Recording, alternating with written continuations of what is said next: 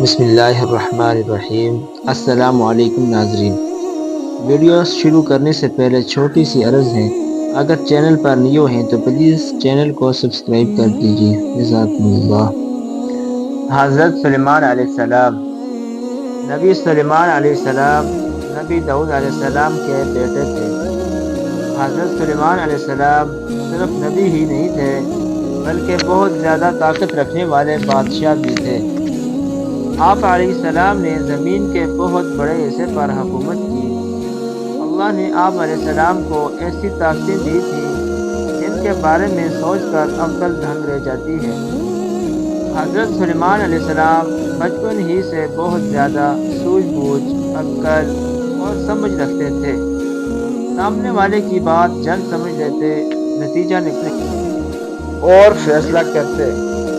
ایک مرتبہ آپ علیہ السلام نے کم عمری میں اپنی دانائی کی باتوں اور قانون کا اصول بنا کر سب کو چونکا دیا تھا۔ ہوا یوں کہ ایک روز غصے میں بھرے ہوئے دو آدمی حضرت داؤد علیہ السلام کے پاس آئے اور ان میں سے ایک نے کہا، اے نبی علیہ السلام، میرا غلے سے بھرا ہوا کھیت تھا، اس آدمی کی بھیڑ بکریاں اس میں گھس آئیں اور میری کھڑی فصل تباہ کر دی۔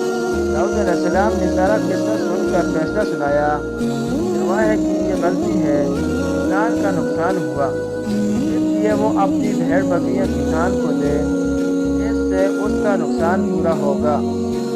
پاس ہی بیٹھے سلیمان علیہ السلام جو اس وقت کم عمر تھے، اپنے والد سے عرض کرنے لگے، ابا حضور، آپ علیہ السلام کا فیصلہ بالکل صحیح ہے، مگر کیا میں اپنی رائے دے سکتا ہوں؟ داؤد علیہ السلام نے کہا، ہاں ضرور دو۔ سلیمان علیہ السلام نے ادب سے کہا، میرا مشورہ ہے کہ چرواہے ہے کہ سب جانور کسان کو دیے جائیں، وہ ان کے دودھ اور اون سے فائدہ اٹھائے، اور کسان کا کھیت چرواہے کے حوالے کیا جائے، وہ اس میں ہل چلائے، اناج اگائے، جب فصل پک کر تیار ہو تب چرواہا کھیت کسان کو واپس کرے، اور کسان بھیڑ بکریاں ان کے مالک کو لوٹا دے۔ اس طرح دونوں کو یہ بات سمجھ میں آ جائے گی کہ کسی کی محنت پر پانی پھیرنا کیسا لگتا ہے۔ ہمیں نہ صرف اپنی چیزوں کی حفاظت کرنی چاہیے بلکہ دوسروں کی چیزوں کی بھی حفاظت کرنی چاہیے۔ اللہ پاک ہم سب کو نیک کام کرنے کی توفیق عطا فرمائے۔